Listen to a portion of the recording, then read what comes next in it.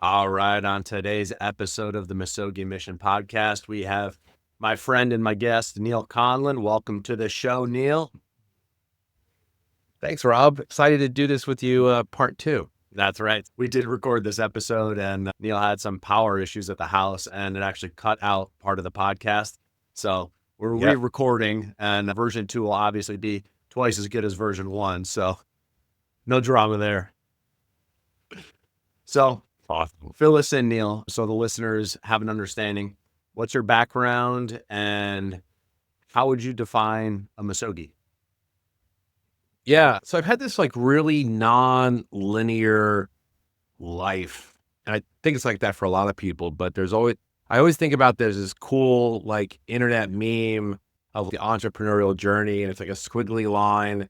It's got a bike on it. The bike falls apart. The light bulb goes on. The light bulb breaks. And it's like this tornado effect. But I think I've lived and breathed that over the past 20, 25 years.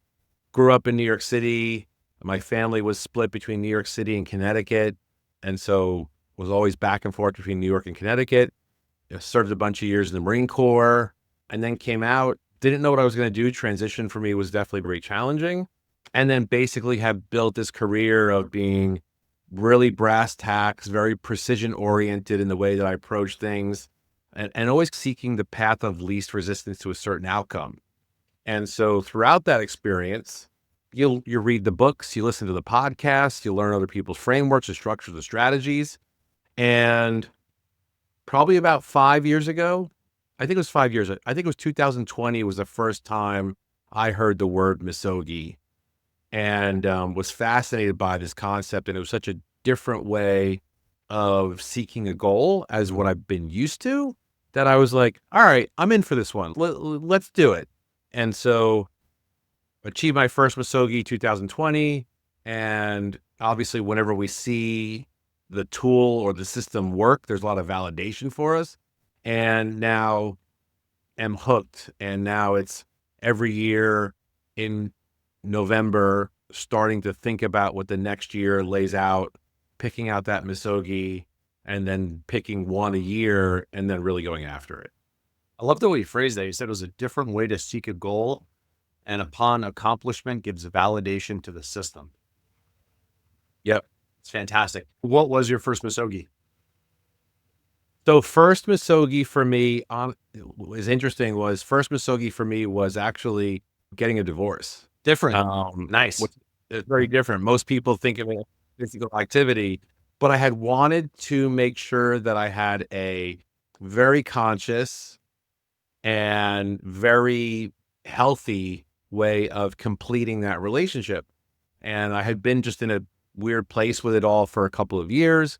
And to this day, me and my daughter's mother are the best of friends.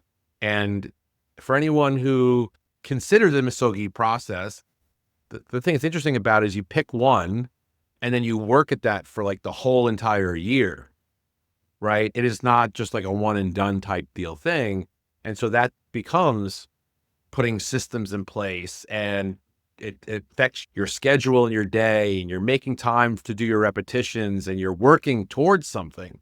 And as a coach now, and I coach people in a couple different elements, the reason why I think that Misogi piece of being like, hey, it's a system, and when you complete it, it'll give you validation, and then you're going to be like, wow, this is a thing, is because most people, when I ask them, what's the goal? They have no idea what they're talking about, right? And people will say, my goal is to make more money, or my goal is to be happier than I am. And there's no way to verify or validate that's a thing. But if you Misogi to the top of Kilimanjaro, or you Misogi through a divorce, or you Misogi through a marathon, you have an actual box that has completed, and you know all of the steps that had to happen in order for that to happen, which I think is a very powerful piece of the practice. I love that. So it's more of an operating system for accomplishing hard things. Totally. And through that was my first one. Then the next year, I built some confidence in the ability to do that. So that the second year, it was a financial goal for me. And I shifted into kind of my executive leadership coaching. The following year, And that became a monetary Misogi that year of less checks and boxes financially. And then the next year I was like, oh, this is really a thing, right? My validation of the thing significantly increased. And that was my year of endurance in Ironman. That was the first year that you and I met. And I ended up competing in 5 triathlons that year. The big one being doing a full Ironman. And then the next year it became a relationship Misogi, which now that was last year for me, it was a relationship Misogi. And now this year, and the timing of this is fantastic, my Misogi is moving to Austin, Texas, not for a job, not for a partner, not for any other reason other than deciding like that's the place that I want my next evolution to be in. And doing that fully on your own is a wild experience because you'd like to think you're doing it for a job, for a part, you're going to be closer to somebody. I'm actually moving further away from my family. But the Misogi is, that's the practice that I want to have, and that's the place that I want to be. And so that's what I'm doing. That's super cool. So how would you differentiate for people wondering, like, what's the difference between just saying, I'm going to move to Austin, Texas and making it a Misogi? Like, how does that help you organize the obstacles? Great question. I think it's the repetition of it. I think there's an intentionality to it, but I think those are the two things. There's an intention to it, and then there is a repetition to it. Right. And I think if someone was, and I think the Misogi has to be something that you can fully execute on your own, and you can't blame anybody else why it doesn't work well. Right. I agree on that. You can't be like, I'm just waiting for so-and-so to open up that job, and my Misogi is I'm going to get a new job. It takes complete ownership. Right. It's complete ownership. The only person standing in the way of you completing that Misogi is you. Now, how do you feel about, some people say a Misogi should both excite you and scare you. You agree with that? 100%. 100%. So I think that's the big thing is the muscle I built over those past 5 years is, one, how capable I am of doing the things I commit myself to. And 2, my comfort level with doing uncomfortable things has significantly increased. I think that's one of the biggest parts about doing a Misogi is what you just said, where your comfort level with doing uncomfortable things grows significantly. You grow that muscle, you train that part of your brain where you get used to being uncomfortable. And it's this feeling of moving forward and acceptance with this is how things need to be in order to get the next evolution. Right? I'll give you a really just tactical example. Yesterday, I had a coaching call with somebody and someone needed some advice. And it was funny because he said, I'm in this predicament. What should I do? And I said, you do this, right? Not to get into the weeds on it. And he goes, what if this happens? And my answer is unchanged. This is the path of least resistance. And he goes, what if I want to do it this way? I said, this is the path of least resistance. And he was frustrated because I only had the one answer. Right. And to your point about getting comfortable with being uncomfortable, taking the path of least resistance to the outcome is very uncomfortable for a lot of people because it takes a certain attention to detail. And even in the five Misogis I've done is to end a relationship in a healthy way, to have a large financial goal greater than I ever had before, to, do a whole bunch of endurance races that I've never done before, do 5 of them in a year, then go and seek and do a relationship reflect, seek the relationship that you want versus the relationship that you think you need.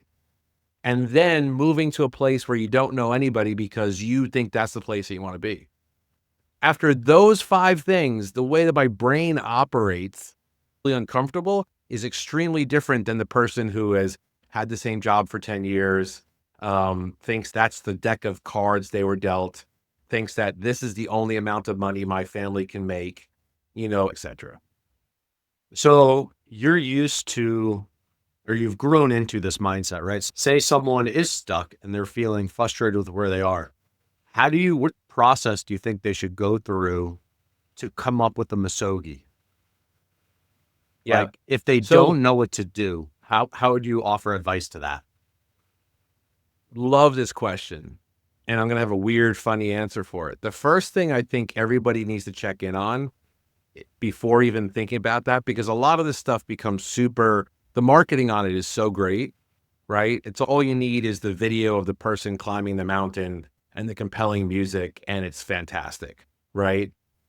I really think that the biggest struggle for most people is the first 5 things they have to do when they're stuck is get better sleep, drink more water, have a couple of social gatherings, go and be around some humans and have some good time together, eat healthy, really healthy for 10 or 15 days, clean out your system. And the final one, just for funsies, is have a healthy sex life. Do those 5 things for 2 weeks because you don't realize how overwhelmed everybody mostly is. And then I think once that foundation starts to set in a little bit, then think about something that excites you and scares you a little bit, because I think you got to clear that digital fog that so many people suffer from nowadays. I love that. That was a great answer. I think I probably just would have suggested to go for a walk or a hike or something long duration in the woods without your phone to remove that digital noise. But I love how you went Yep. more foundational with it. And you're like, yeah, now you need to eat healthy, you need to hydrate, you need to sleep, you need to have good relationships. And that kind of unveils like a certain foundational element for where your like consciousness can even bring awareness to what you want. Yeah. Yeah. Again, I'm coaching, hundreds of people every year, and I've got 5 years of hundreds of people, and success leaves clues. And I'm also a firm believer that we live in a world where it's weird now because thing is not always the thing. And so your example is great too, where there's been many times that people have come to me and, that they're stuck, they're challenged or this. You go on a hike with them for 2 or 3 miles and you get to the top of the hill, they're going to have a completely different answer than what they had when they started at the bottom of the hill. And the challenge is if all your answers come from the bottom of the hill versus the top of the hill, then you're constantly going to be struggling with those answers. Yeah, that's so cool. I love that bottom of the hill, top of the hill. Because I feel like oftentimes people get stuck in the middle. They're like halfway up Mm-hmm. the hill and they're frustrated. They're not at the top and they lose sight of it. And then I feel like a lot of people often give up because they don't have that clear roadmap and established success systems for how to do it. So, like on that note, do you suggest people start with a smaller misogi, or like how do you suggest someone? How do you define the scope of a misogi? What is too big? What's reasonable? Is there such thing as too small of a misogi? Like, where do you line up with that? I mean, I think like I already know my Misogi for next year will most likely be Kilimanjaro in Africa. Nice. That I think is my Misogi next year. And I think going big is important because it should be something that is out of your comfort zone. I think that's the biggest thing for it is it should be something that is extremely out of your comfort zone, but it should also be something that's achievable, right? Like I have zero interest in Everest. I feel like I'll never go to Everest. I don't have that one in me. But I think that number one, it should be achievable. Number two, you should be able to build a system to support the achievement of said Misogi. And then I think the other piece of it, I think, is if it feels like you're not going to have enough time to do it, that's the one you should actually do because it forces you to the thing about Misogi is it forces you to conform all elements of your life differently. And I think people don't realize that like the Ironman's a great example. When I did Ironman, like your diet changes, your sleep changes, right? Your availability changes for friends.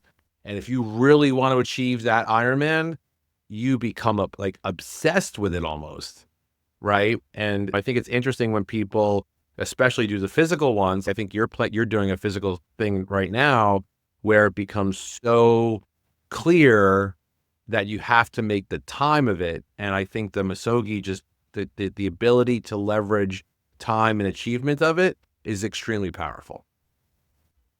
Yeah. So I see Misogi as there's, I'll say, a 75% chance of success for the ones that I choose. There's that chance of failure. And I see it as, yes, a roadmap to success and achieving more things, but also when I'm 80, I want to look back and know I did some shit. And doing Misogis is a way to get me out of my comfort zone every year and get out there and go after that achievement. Cause like I'm looking over to my right and I've got my wall of medals. It's a marathon. It's the Ironman. It's the half Ironman. It's the ultra marathon. And when I'm in the nursing home at 95 and I have that on my wall, those are memories, but not just for me. Yeah. It's like the family's involved. So I have 5 kids and they'll be at the finish line and they've actually taken part in some of them with me. So it's building core memories for myself and my family too. 100%. And you bring up a very interesting point that I think a lot of people, especially dads in this kind of generation of being a dad, is where I'll be 47 on Friday. But if you think about people who were dads this age 30 years ago, the version or idea of what a dad is supposed to do was basically he went to work all day and sat at the head of the dinner table, cut the grass on the weekends, and maybe picked up a baseball once in a while. And that was like the version of the dad, right? Now, people like you and I see that we live in this very different time where the things that we share with our children and people around us seeing that we achieve these things just makes them more available to them when they get older, because now they're like, if dad can do it or mom can do it, that means I probably could too.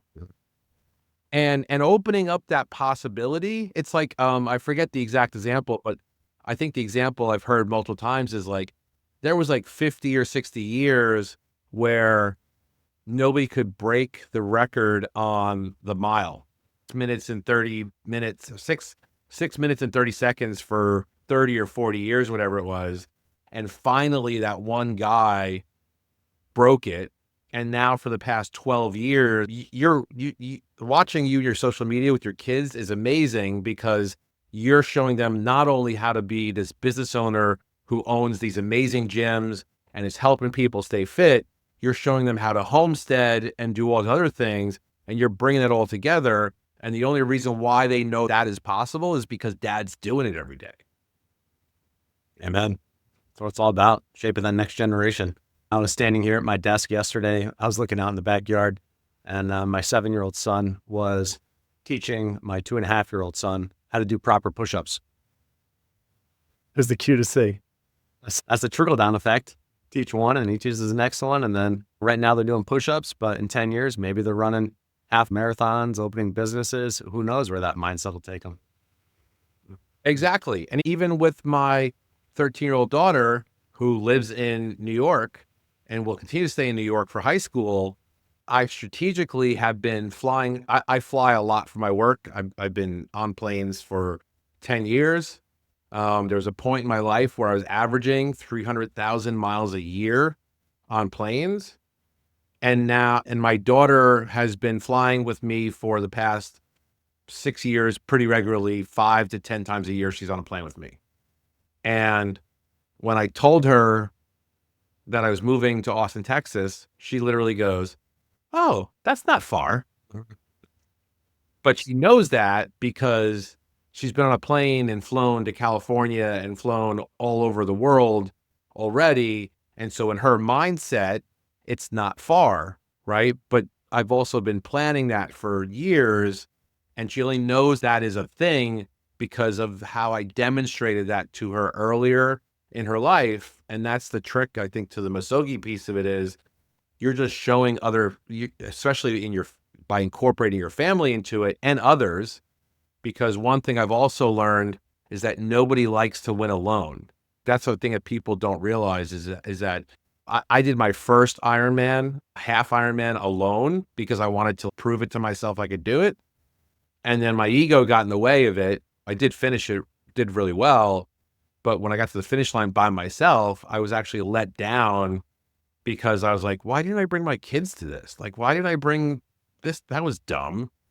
But my point being in that is that nobody likes to win alone. You want to have the right people around you when you're winning at these things. Yeah, I've got one of those stories too. I feel like we all do, where I signed up for, I think it was an ultra marathon. I think it was a 50K. And just the logistics of it, I was too far at the time for the kids at their ages. And like, I finished the race and I was like, oh, this is it? Guess I'll go home now.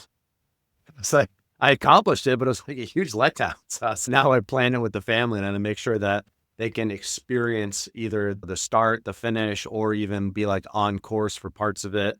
And we make it an experience where everybody's involved at some point. Yeah. Yeah, for sure. And then I like to give the example too. So I did, I want to say this was in 2020 or 2021, but I did the Goggins 4x4x48. So it was every 4 hours, you run 4 miles for 48 hours. So sometimes you're going out at 2 a.m. and you're doing a 4 mile run. Other times it's 2 o'clock in the afternoon. And my wife's a champion. She would come out with me with the kids in the stroller. And I think the older one was biking and 1 or 2 kids were in the stroller, but they would be with me for at least 1, 2, maybe even 3 of the runs to experience with it. Because towards the end, you're like 40 plus miles into this thing and you're suffering. But when the kids are out there, oh, smiles on your face, you're feeling good. Everybody's happy. Kids are cheering you along. And it was a good day. And that's a core memory, not just for me, but for the kids too. Yeah, that's awesome, dude. I've thought often about doing the Goggins 4x4. I've thought about it and it just hasn't come up for me, but that is on my list for sure. And I'm also thinking about what big races I will do next year. That's why the Misogi for next year hasn't shown itself yet, but I feel like it's going to be a big race of some kind. So I can tell you for me this year, I landed on a sub 3 hour marathon. Yeah. I haven't picked the exact race where I'll execute it yet, but I've started training and I've committed to it.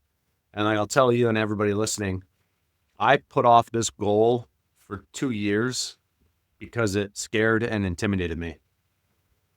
Because it's fast. It's awful fast. It's like you're running like a 650 mile for 26 miles. Like it's stupid. Yeah. And like I've done marathons, I've done Ironman, I've done ultra marathons, but because of that experience, I know the pain that is going to be required to achieve such a result. And I shouldn't say pain, I should say discomfort. It's going to be uncomfortable to put myself through the paces to do the training at the consistency required to achieve that result. But if I want to accomplish something that I've never done before, it's going to require a new level of me. And so finally, I was just like, fuck it, I'm going to commit to this goal of discomfort and I'm going to get after it. So here I am 2 months in, I'm training. And I've done a couple miles at the 650 pace. And let's just say I did 2.6 miles at that pace. That's 10% of the race. So I've got, call it another 6 months of training to get my body prepared for that other 90% of volume. But I look forward to it. Yeah. You bring up an interesting point though about that, right? I think one of the things also is between like, we're capable of so much. Oh, yeah. I think that's a big piece of this is people ask me a lot, like especially with men, I spend 10 days of my month in California. I spend 10 days a month in Austin and I spend 10-ish days in New York with my kids. That's been my rotation for the past 8 months or so. And people are like, aren't you tired? And I'm like, isn't everybody tired? And I think we live in this world that we have so much access to so many great things and great opportunities that our bodies are capable of so much when we actively choose to seek a little bit of discomfort. Because here's the thing is you're going to finish that marathon and then you're going to be like, I could have done better. I could have done more. It's totally like that. I forget what movie clip it is, but it's that football movie clip where they blindfold the kid and he puts another kid on top of his back and he pushes him to do 100 yards crawling. And then he gets done and the coach the whole time is yelling at him, "You're almost there. You're almost there. You're almost there." And he basically does 120 yards or something like that. And he realizes he's got more in him. And that's the thing is we don't fully understand how much we have in us. And your point around you want to be like 80 or 90, look back at the medals and be like, look at all, how much I've done. I have this like thing in me that's been there for a couple of years to be like, maybe it's because I had a really close relationship with both my grandfathers and both of them passed away in their mid 90s. Like when I tap out in this life, I want to know my only indicator in my life, and this is the way I just continue to run, is I want to know that I don't have a single drop left in me, that I gave it my all through and everything. And you and I, and anybody else listening to this who comes from a military background, we just have a different speedometer inside of us at this point. Like we know how to activate different parts of our consciousness, awareness, tenacity, whatever you want to call it, that we've operated at a level that's probably greater than the average citizen has. And therefore, I think we have it in us to do stuff like that. Yes, sir. I agree with all of that. Now, have you heard of Joe Dispenza? Yes. Yep. So what you just said reminded me of some things that he says. And for people listening, I went through Navy SEAL training in 2007 and 2008. And that has a famously high dropout rate of 80% or something like that. Don't make it through. Everybody that checks in there to start training is a physical stud. Everybody's a stud. Everybody's doing the runs. Everybody's doing the swims. Everybody's doing the push-ups, the pull-ups, the sit-ups, all the stuff. There's not much differentiation in physical ability at that point. But like you said, we don't understand our upper limit and capabilities of what we can do. And so I believe the difference there is it's what Joe Dispenza talks about. You have your brain and your heart, and they have to be coherent in their desires. So to relate it to the Navy SEAL training, a lot of people think in their head, I want to be a Navy SEAL, whether it looks cool or they've heard someone talk about it or whatever, like their brain wants it. They're like, yeah, I'm going to go for that. But they're lacking the coherence in their heart. Like they don't truly want to be a Navy SEAL deep down in their heart's desires. And so when things get hard, that's why they quit, because there's that incoherence there. But for the folks that have that coherence between their brain and their heart, they're the ones that go far and accomplish everything. So like that, to tie it back to the Misogis, I feel like you have to have some buy-in with your heart for the thing that you're trying to seek out to accomplish, right? Because if you just pick some random thing of, I'm going to run a marathon, but I don't really want to run a marathon, like it's not in my heart's desire, that's not for you. That's not what you should be doing. There's something else out there for you. And that comes back to that awareness piece that you're talking about. Yeah, 100%. And I love that, dude. It's all like I also heard, so I've been to Dispenza events and a huge advocate for a lot of that stuff. I also feel like I've heard somewhere in the mix, and don't fact check this on me, 'cause I don't know which one of the events I've been at that said it, but I believe the reasoning for that is that from an electrical impulse perspective, the heart will always, like the heart always wants to keep going, right? Until the brain gives up. And then the heart has to fire off some other electrical impulse that goes, you can keep on doing this, right? Versus, because none of the stuff we're talking about makes any sense, right? Logically, it does not make any sense to do a ultra marathon, Ironman, run a 650 marathon. None of it makes any sense because it's going to be exhausting. It's going to tax you. It's going to be hours. You will go through every range of every emotion that you've ever had in your entire life. And the same thing with running long distances. I think David Goggins says it really well because he outlines, because he runs so much, right? But you don't realize that if you want to reduce your ego, try running super long distances, because you will realize this, and every person ever listening to this, every single person will start running and they will immediately start to think of the things. First, they're going to check in on their body, right? You start running, you start feeling your body loosen up a little bit. Then you're going to start thinking about the task list starts. You're going to think about the things you got to do when you get home, when you get done. Then you're going to realize that you're doing that. Then you're going to want to refocus on the run. Then you're going to say, this isn't so bad. Then you're going to start to create, then like there's a whole thing. But like Goggins and many other people say, it's like that can only go on for so long before you're on mile 13, 17, 18, 24. And then it becomes, well, what are you going to think about? What is to think about? And then when your body starts to break down in these conversations, that's when the demons start to come at you. And you think about, I should stop. I shouldn't push myself. This is going to hurt. And that's where the heart and the awareness comes into it, to be like, no, this is what you showed up for. In the military, folks, we always have this embrace the suck kind of mentality of it. But in the Ironman world, people are literally like, today is going to be the worst day. It's going to be the worst. It is going to be bad for the next 18 hours, right? You just accept that's going to happen. But in that discomfort is where we find this kind of ideology almost of it's worth it on the other side. And I haven't found one yet that wasn't worth it on the other side. Yeah, I agree. For like controlling my mental chatter, I always frame the experience in a positive way to start. So like if I'm going out for a long run, it's going to be hard. And I know that, I tell myself it's going to be a good one. I'm like, oh, whether I'm talking to someone else and telling them about it, or I'm just telling myself internally in my own head, I'm like, oh, this is going to be a good one. And like I've trained this muscle to be so like reflexive and instinctual that I just do it out of habit now. And so if I go out for something gross or challenging in the gym or whatever, I'm like, oh, this is going to be good.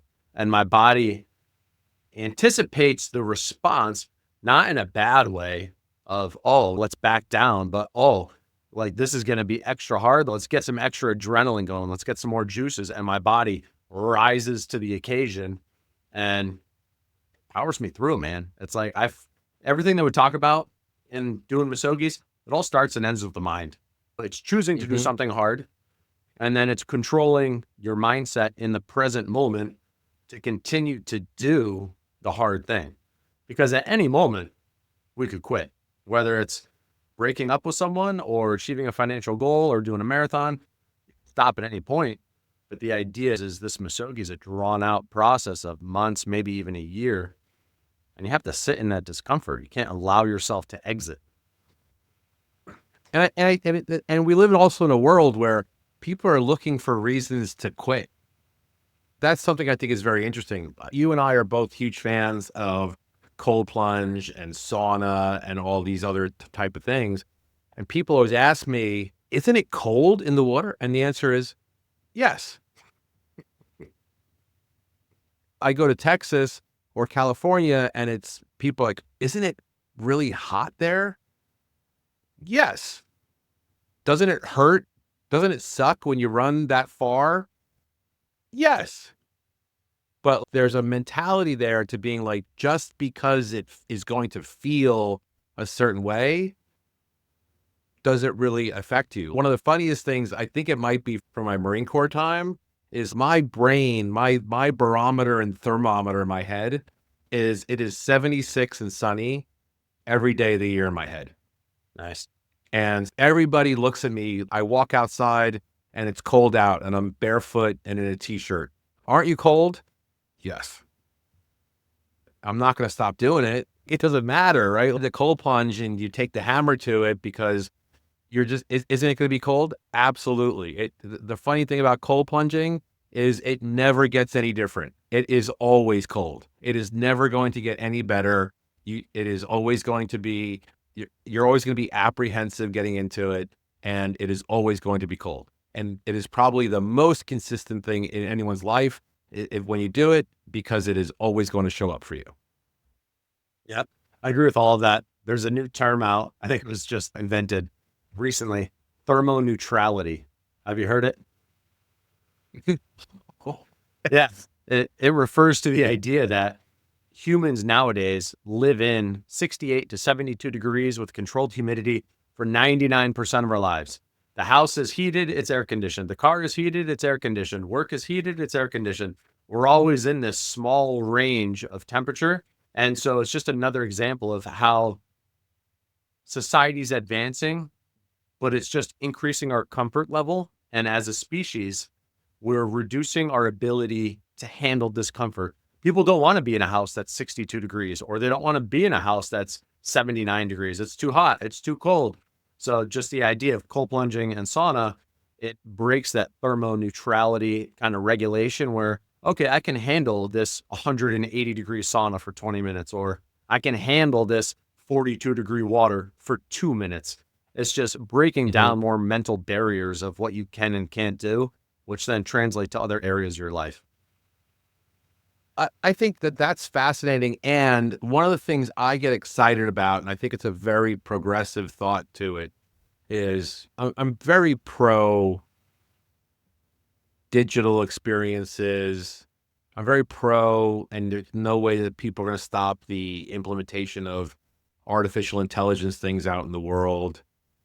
But I think even like you're a really great example of that, right? Like in your gym, I've been watching. One day I would love to come and work out there. You're integrating all these machines that give you all these digital metrics and analytics and deep. It's so amazing what we now know because of the digital analytics and insights of our bodies. I always say to people, the whole goal of all this technology is to give you more time back in your day or do something so that you don't have to do it. But what are you doing with that time? And if I just had this recently with one of my clients where I was able to show him how to do something with AI, and he was super excited to tell me that I gave him 8 hours back in his week because he went from doing something that took 10 hours down to 2 hours.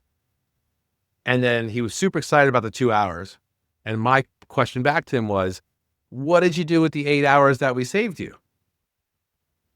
And it's a very powerful thing to think about as it ties into a Misogi of if you can get this time back in your day, what are you going to do with it?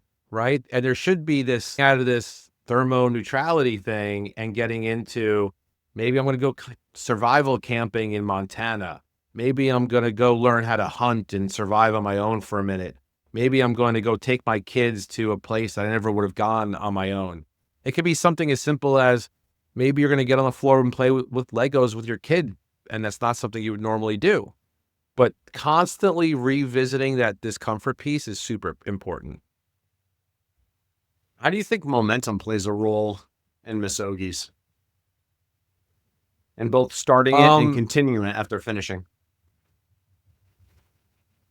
I love this. I love that word. I think people don't realize that how important that piece of it is. And what I find overall is number one, I think being clear on the Misogi is super important. The second piece of it is if you want to have momentum, you've got to have the system down. I think that's the biggest thing is a lot of people who are not comfortable with systems are against it. I know when I started my Ironman training, because I'm pretty physically fit and have always done a bunch of things, I try to do the training on my own for the first 6 weeks and ultimately was like, there's no way I'm going to do that because there's a work phone call or my kid needs something or I don't feel like it today or I'm sore from yesterday. And then I got an Ironman coach who taught me the momentum piece of it. And I was like, I'm not a very, at the time, I wasn't a very organized swimmer and had never been on a tri bike before. And I'd do my first 20 miles on a tri bike and I would tell my coach, Leah, I did 23 miles on the bike at a 20-mile-an-hour pace on the trail. And she'd be like, good, tomorrow we swim. And I'd be like looking for the validation and looking for like the applause. And then I'd swim and be like, hey, I did 45 laps in the pool for the first time. And she'd be like, good, tomorrow we run. And that momentum piece is super, super important. And I think that comes from having the right system in place, but I think also having a coach, a mentor, some kind of accountability system in place. Otherwise, if you're not built for that system, built for that yet, your brain is naturally going to find a way to get out of it. Yeah, man, I totally agree. If your discipline and your systems isn't where it needs to be, hire a coach or have an accountability partner, whether it's your spouse or a friend or a coworker, because like we're all going to have those periods where we might drift off and momentum slows, and you need that coach or accountability partner to hold you accountable to your actions and your goals that you said you wanted to achieve. So I totally agree with that. Yep. The final thing I'll add here, and I think this is a very controversial topic, but I'm seeing a lot of this right now, is I think it needs to be, you're going to need to go to war with yourself at some point. I really do think that we have lost this mechanism, maybe through thermoneutrality, apparently. But I think you have to go to war with yourself, right? Because if you and I are built a little bit different because of our military background and some of our time and effort put into this, right? But for the average person who works a 40-hour week, lives a pretty standard structure, I think you have to go to war with yourself. I think you got to conquer that mindset piece of yourself. I've had to do that multiple times. That's why my Misogis have been so vast, is because the minute I conquer one vertical, I'm like, I could do Moab, I could do Florida 100, Keys 100. I know I could do that because I did 5 Ironman in a year. Mhm. So now I'm not even that, I'm not interested in Misogiing that. Last year was Misogi, was a relationship one, which is a conquering of a different vertical of that. But I think you have to go to war with yourself sometimes and really be like override the circuitry in the mind. And even though your brain is saying, don't do the thing, like keep at doing the thing, even though you're going to suck at it. And especially as we get a little bit older, we tend to only like to do the things that we're good at instead of investing the time in sucking. And a lot of people always will say, Neal, how do you do so many things? How do you have so much experience? And I'm really good at 2 things. I'm really good at reminding people of who the fuck they are, because I needed that at some point in my life. And the second thing is I'm really good at failing and getting back up. Nobody will beat me at getting back up. But that's because I built that muscle over the years. Dude, I love that. I agree with 100% with what you just said. I think that's a perfect spot to end. It is the ultimate take home message that we need to continuously fail and pick ourselves back up, because that's how we learn. It's how we grow. It's how we achieve more in life, from relationships to business to fitness to everything under the sun. It's what we do. So thank you, Neal, for your time today. That was awesome. Loved hearing your stories, and thanks for sharing it with our listeners. Yeah, man. Excited that we did this again and looking forward to hearing it live in the wild. If people want to find you on social media, how do they do that? Yeah, social media is super easy. It's I am Neal, Neal Conlon, Conlon. You can look on all social media channels, Google it. I'm all over the place at this point. Love it. Thanks, dude. Thank you, sir.